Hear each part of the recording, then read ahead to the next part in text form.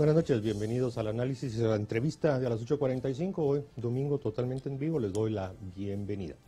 Hoy por la noche vamos a hablar con dos economistas sobre un tema que está causando ya algún tipo de ansiedad, preocupación, discusiones, debates, y se refiere a la inflación en Guatemala.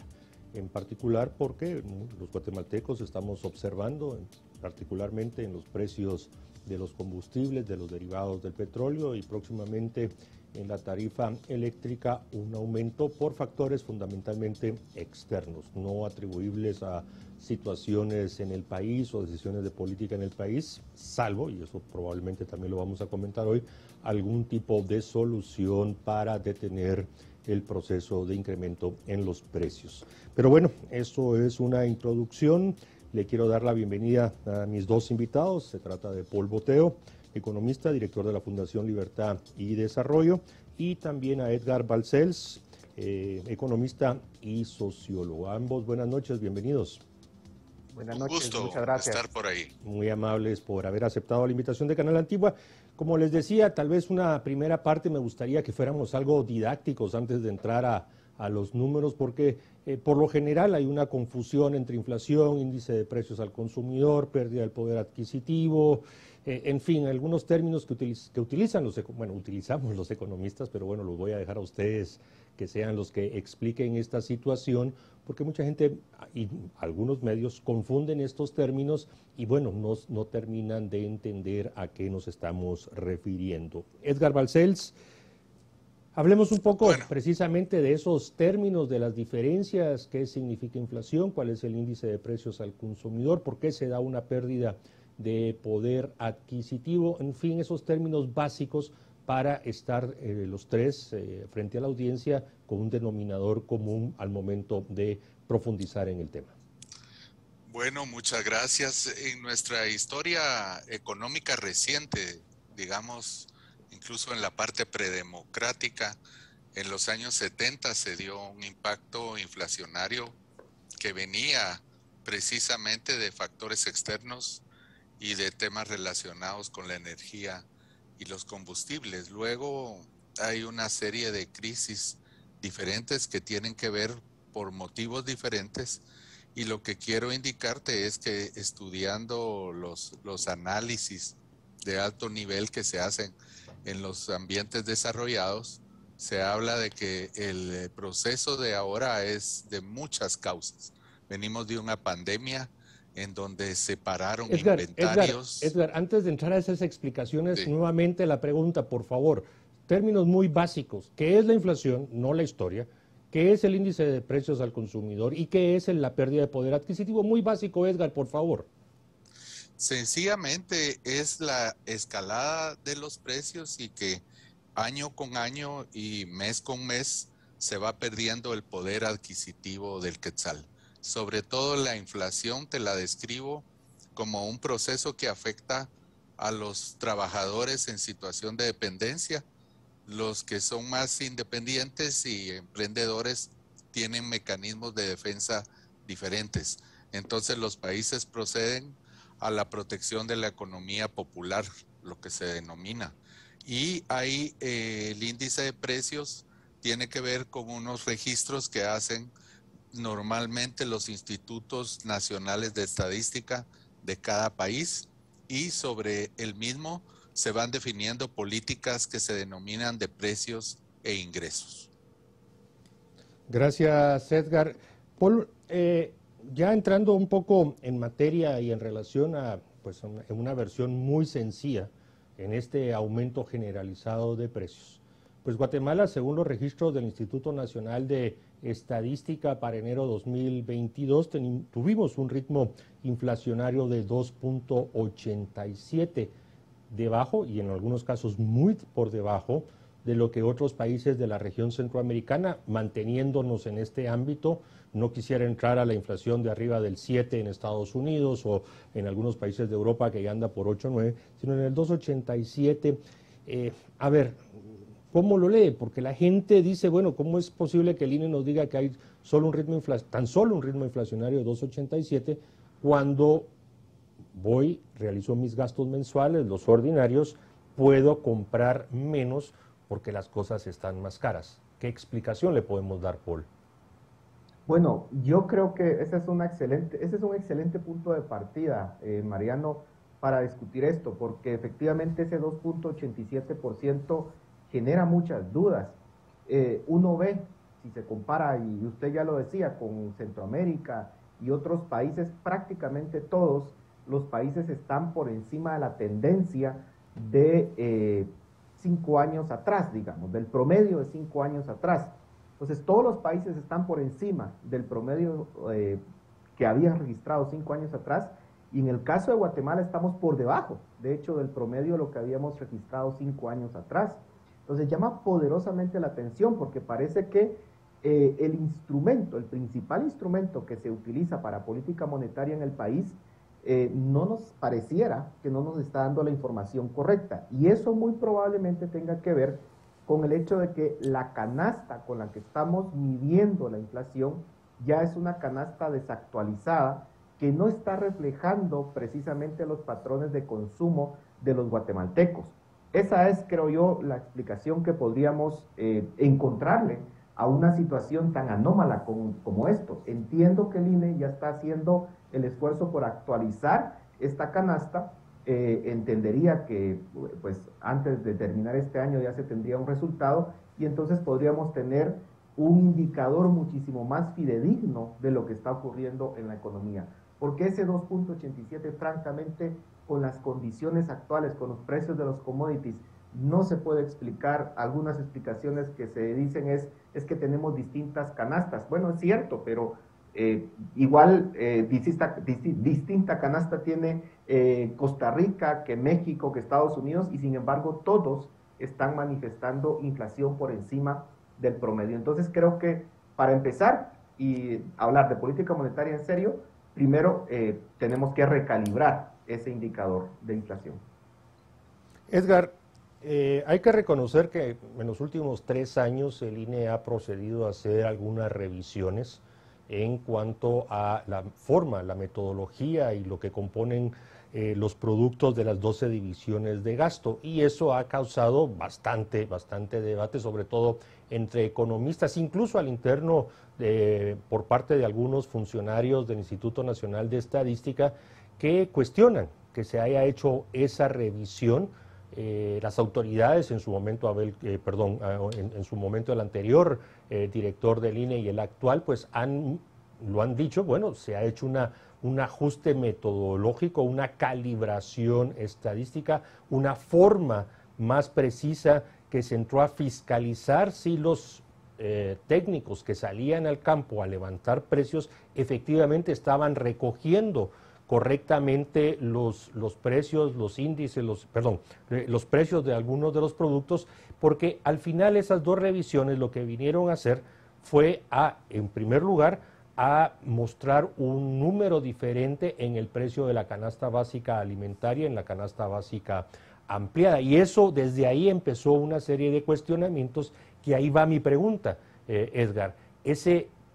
La pérdida de confianza y credibilidad que se ha tenido hacia los resultados que está publicando el INE, y que a propósito esta semana entre lunes y miércoles, diría yo, nada más tardar el miércoles, pero más creo que mañana lunes, se estará dando la conferencia de prensa del INE sobre la inflación a febrero 2022. Pero ayúdenos a entender por qué se dieron esas dos revisiones metodológicas y esa calibración en la metodología de recabar información.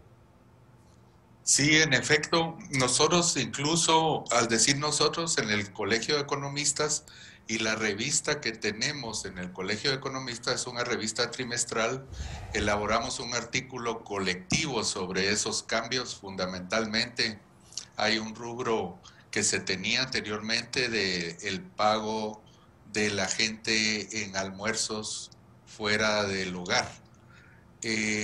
A mí me extrañó mucho en una reunión que tuvimos hace poco con Abel Cruz en relación a la presentación de la última encuesta de empleo e ingresos, que él declaró que no había habido ningún cambio. Fue muy ambigua sus declaraciones en relación a un grupo de expertos que estuvimos platicando con él, y sí sería conveniente una comunicación a este respecto, ahora que todo el mundo está pendiente de los temas de precios. Yo creo que también hay una responsabilidad muy alta de la Junta Directiva del INE en aclarar los indicadores de inflación. Lo que el gerente del INE externó es una serie de criterios muy despectivos, por cierto, en relación a la situación tecnocrática que él encontró en el Instituto Nacional de Estadística, que es algo que compartimos, el abandono que se tiene en términos de los registros que se manejan en ese importante instituto, que ya debiera tener toda una serie de inyecciones técnicas y de dinero para hacerlo un verdadero instituto que incluso tenga las cuentas nacionales. Es una propuesta que yo he venido haciendo en otros foros. Paul, bueno, ya establecimos, todavía pues sigue en debate ese ajuste en la metodología y la calibración en la manera de levantar datos. Ya Edgar mencionó uno de los rubros que en su momento pues han sido pues cuestionados, que por qué esto, por qué sí, por qué no, el tema del gasto de las familias, así le llama, el gasto en las familias fuera del hogar, y específicamente pues ya lo mencionó Edgar, no lo voy a repetir, pero mi punto nuevamente, Paul, es ese socavamiento en la credibilidad del dato, porque más allá de que si es un ritmo de 2.87 o 5.87 o incluso 10.87, si no le creemos, no importa la cifra que esté publicando el INE, los agentes, los sujetos económicos no le dan credibilidad, y empieza entonces una situación de tomar decisiones de manera especulativa, o porque creo, o porque me gasto más, o porque veo el precio en la bomba de la gasolina, y entonces empiezo a tomar decisiones económicas equivocadas. Paul, sabemos que en enero, o antes de publicar los datos de enero, se tenía la intención de publicar una aclaración técnica extensiva sobre el tema del INE, sobre el tema de este dato, pero la Junta Directiva lo paró y solicitó el acompañamiento técnico del Fondo Monetario Internacional para una revisión más profunda. ¿Cree usted que con esto pudiéramos recuperar, o depende del resultado, porque no lo sabemos, pudiera recuperarse la confianza en un dato tan importante?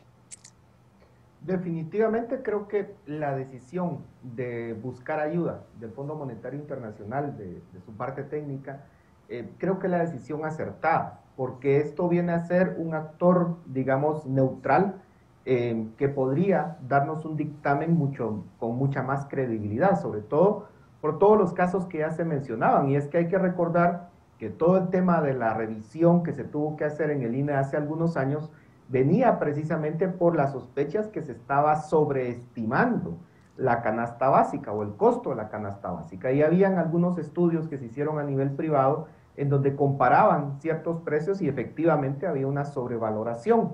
Entonces se quiso hacer un ajuste, eso nos dio un valor de la canasta básica bastante distinta a lo que se tenía anteriormente, y entonces desde ahí creo que ya viene una pérdida de credibilidad del INE. Efectivamente, el INE ha sido lamentablemente una institución que se ha descuidado históricamente en el país, porque nosotros en Guatemala lamentablemente no le damos la importancia debida a los datos. En Estados Unidos, por ejemplo, desde el siglo XIX uno encuentra que las estadísticas han sido parte fundamental de las decisiones de política pública.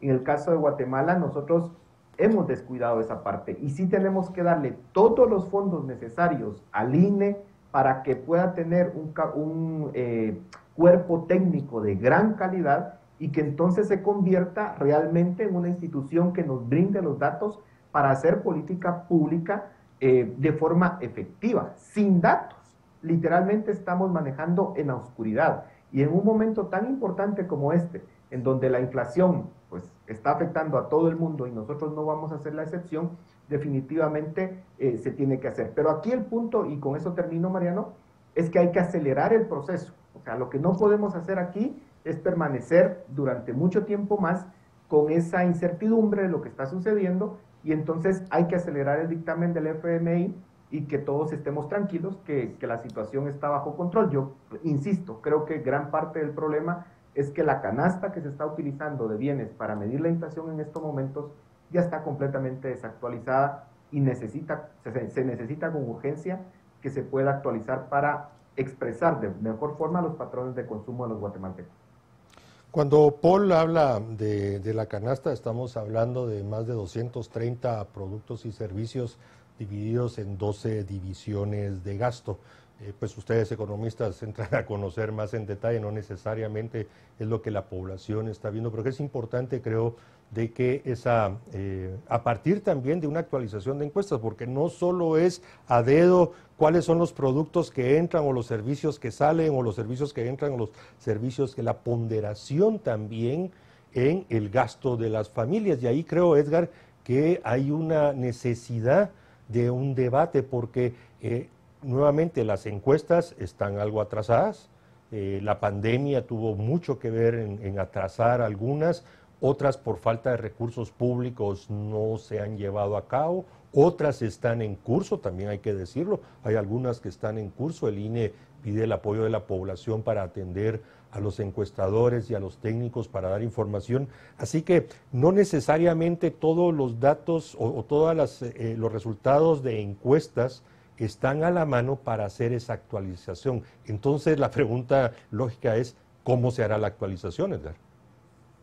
Mira, el INE necesita muchos apoyos y se le han tratado de ir dando. Los que somos usuarios de los datos, los que damos asesoría a empresas, trabajamos con bancos, sabemos lo importante que es ese tema. De mi parte, por ejemplo, me ha tocado hacer estudios de lo que se denomina living wage para algunos sectores que se les pide en relación con los mercados internacionales. Y uno se da cuenta de la pobreza de datos que vienen del INE. Es un instituto que desde hace mucho tiempo los que hemos venido trabajando en estos temas hemos venido haciendo recomendaciones. Por ejemplo, la encuesta de hogares. Desde hace mucho, mucho tiempo, desde los años 70, la Universidad de San Carlos incluso tenía una especialidad en su instituto de investigaciones que se denominaba el estudio de los hogares en familias urbanas y en familias rurales. Imagínate, eso es incluso antes de los años 70 y eso se ha venido perdiendo y tiene que consolidarse con un robustecimiento de la planificación y la política pública y los propios objetivos de desarrollo sostenible. Ahí ha estado presente el Banco Mundial. Por ejemplo, el informe de desarrollo humano del que tanto se habla ahora es un usuario muy importante que ha venido trabajando adentro del INE y haciendo uso de las bases de datos. Se necesita también para tomar decisiones empresariales, para hacer contratos y sobre todo, como lo decía Paul, es increíble que teniendo un enfoque de metas de inflación, que lo tiene el Banco Guatemala, de lo que estemos hablando es que no hay un indicador adecuado de inflación. Entonces eso quiere decir que la Junta Monetaria anda ahí como perdida, ahí viendo para dónde va el aire. Y es un tema sumamente peligroso, pero eso refleja el abandono en el que está toda la formulación de la política pública en el país. Podría ser que eso sea también algo deliberado, pero lo dejaría yo para otros foros. Pues aprovechemos el foro actual, Edgar, porque creo que estamos adentrándonos y hablando con algunas cosas con suma seriedad. Y aquí, perdón, Edgar, perdón, antes ya que hizo mención del tema del Banco Central, la Junta Monetaria, creo que hay que salvar un poco la responsabilidad de ellos porque sabemos, y en varias actas así se refleja la posición, si no crítica, por lo menos con reserva de lo que está pasando en la forma en que se está generando el índice de inflación. Y es de mi conocimiento que precisamente fue el Banco Central, los representantes del Banco de Guatemala, que lograron persuadir a la Junta Directiva para conseguir el apoyo del fondo y hacer una verificación exhaustiva sobre este tema. Y aquí viene la pregunta. Debido a esa situación, a esa posición de reserva, por no decir crítica o de no credibilidad, que al final lo tienen que aceptar porque así lo manda la ley, han generado una serie de indicadores. Y aquí quisiera que me ayudara a explicarle a la audiencia de Canal Antigua la inflación subyacente. Porque esta está 3.29 en enero, o sea, quitándole los gastos más volátiles, perdón, los productos más volátiles, sí nos está mostrando un 3.29 que está por encima del 2.87 de la inflación. ¿No sería mejor para el banco en este momento calibrar más su inflación subyacente y tener una referencia más clara, Edgar? Claro que sí. Estoy de acuerdo contigo en que no es una culpabilidad del Banco de Guatemala. El Banco de Guatemala trabaja y tiene una estructura de salarios y tecnocrática más alta que la de estas instituciones. Es importante la responsabilidad principal es del Ministerio de Economía. Es el Ministerio de Economía el que tiene que ir trabajando todos estos temas porque también es encargado del comercio interno. Pero en efecto, el Banco de Guatemala tiene que ir aplicando también y la ley le indica que puede ir haciendo una serie de ajustes en los insumos que le da el Sistema Estadístico Nacional y así lo va haciendo. Pero lo importante sería que todos trabajaran, por eso hay un gabinete económico y hay lo que se denomina, como te repito, el Sistema Estadístico Nacional. Pero todos estos temas que estamos hablando son de altísima responsabilidad del Ministerio de Economía. Ahí está también el Ministerio de Economía, tiene una participación muy importante dentro del INE y también como parte del gabinete económico en la Junta Monetaria. Tú sabes que ahí la domina el gabinete económico y el presidente del Banco de Guatemala sobre todos los demás y son los quienes tienen la direccionalidad de políticas que no van solo al tema monetario y de tasas de interés, sino de lo que se denomina ahora, y por eso quiero dejarlo claro, lo que se denomina políticas de precios e ingresos, porque aquí también tiene que ver con el Ministerio de Trabajo y los salarios. Es un tema muy importante.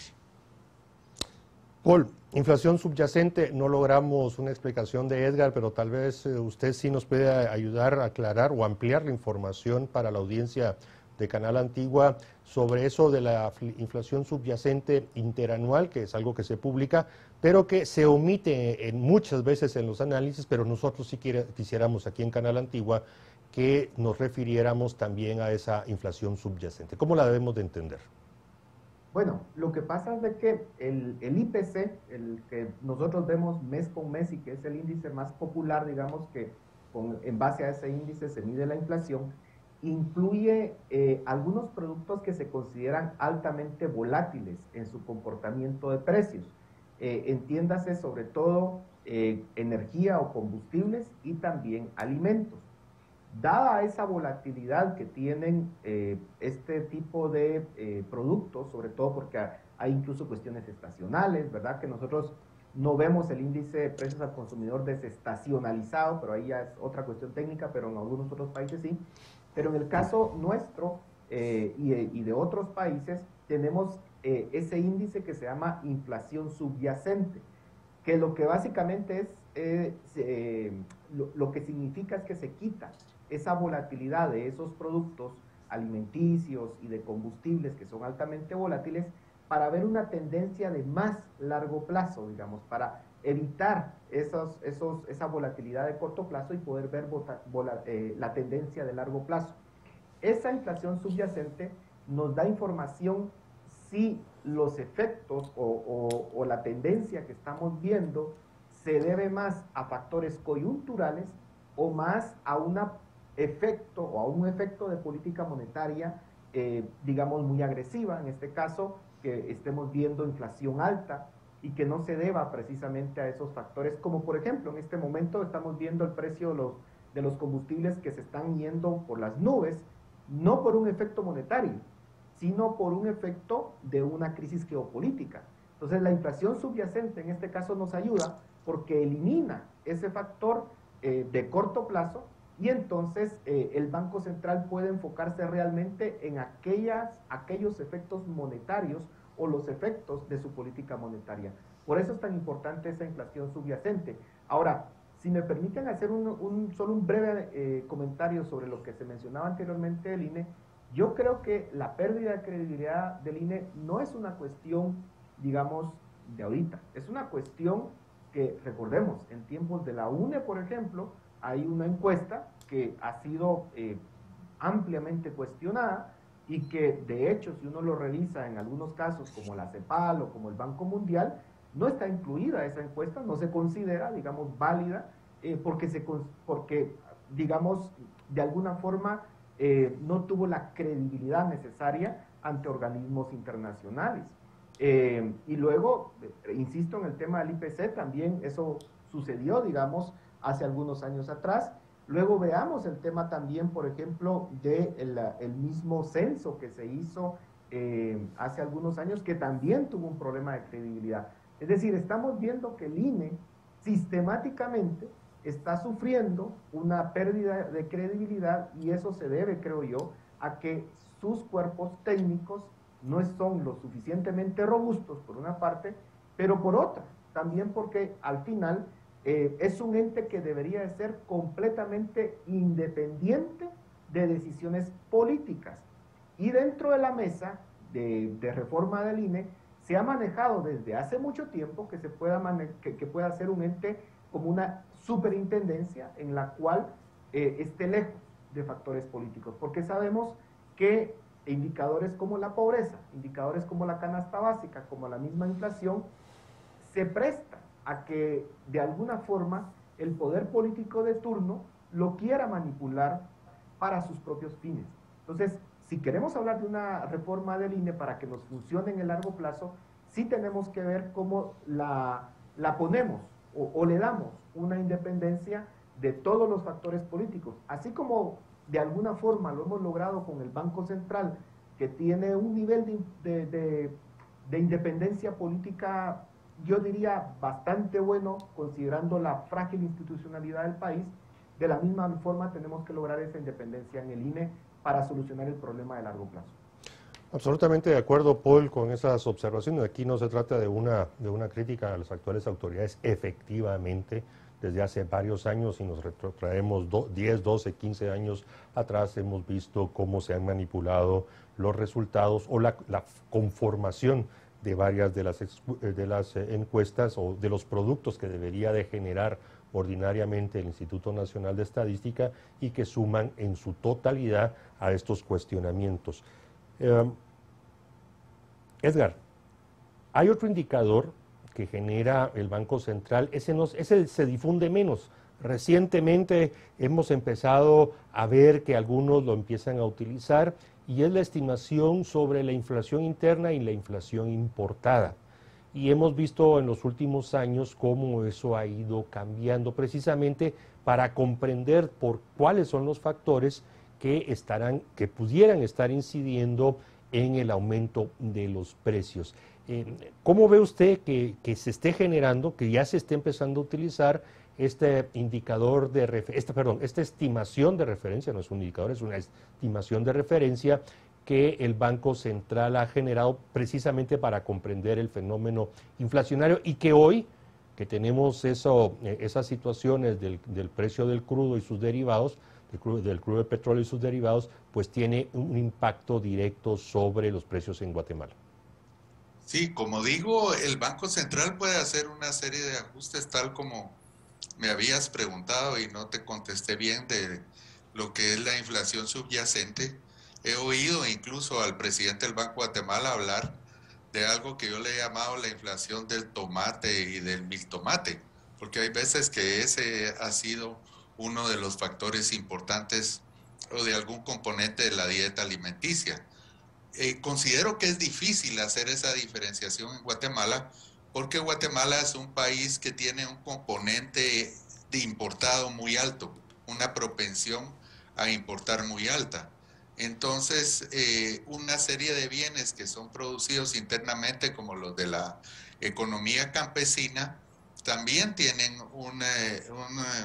un factor de importación en relación, por ejemplo, con el combustible, es uno, y un factor que sí ha dado estabilidad, una variable que le ha dado extrema estabilidad al componente inflacionario es el tipo de cambio. Pero eso ameritaría, Mariano y colegas ahí, otro foro, porque el tipo de cambio es el que ha influido también en las variabilidades de comparación con respecto a otros países. Y yo pienso que en el tipo de cambio hay una serie de componentes extraeconómicas, como es el caso de las remesas, muy fuerte. Eso ayuda a la estabilidad de precios que ha tenido el país. Pero diferenciarle los componentes importados o la inflación importada de la local resulta un tanto difícil por la gran cantidad de insumos importados que tiene la economía guatemalteca, aun cuando los ejercicios que puede hacer el Banco Central y la propia CEGEPLAN o el Ministerio de Economía o centros de pensamiento son sumamente importantes para la toma de decisiones. Paul, dentro de las debilidades, por no decir deficiencias de nuestro sistema estadístico y en particular en el tema de precios, del IPC, etcétera, todo lo estamos viendo desde la perspectiva del consumidor. O sea, el IPC, la inflación, es un tema donde se recoge los precios con los que nosotros los consumidores pagamos. Pero eso es una pata coja que deja el análisis económico en el país, porque aquí, y no sé si ya pudiéramos exigirles a las autoridades, que empecemos a ver también el índice de precio a los productores, porque sin lugar a dudas, para la competitividad, tanto interna como externa del país, y para realmente conocer lo que está pasando, sin contar con ese índice de precios de los productores, realmente estamos ahí sí que medio ciegos, porque las cosas no se analizan en su integralidad. ¿Cómo lo ve Paul? Sí, definitivamente, Mariano, creo que ese es un indicador fundamental en el país. En otros países sí lo tienen y eso permite ir viendo cómo hay shocks que enfrentan las empresas en términos de sus costos y por supuesto que eso va a tener un impacto al final en las utilidades o en los precios del consumidor final. Recordemos que no todo impacto en los costos los pueden las empresas trasladarlos a los consumidores en su totalidad. Hay algunos impactos que los tendrán que absorber las empresas dependiendo pues de qué tan competitivos sean los mercados, ¿no? Pero efectivamente creo que ese índice tendría que generarse eventualmente en el país.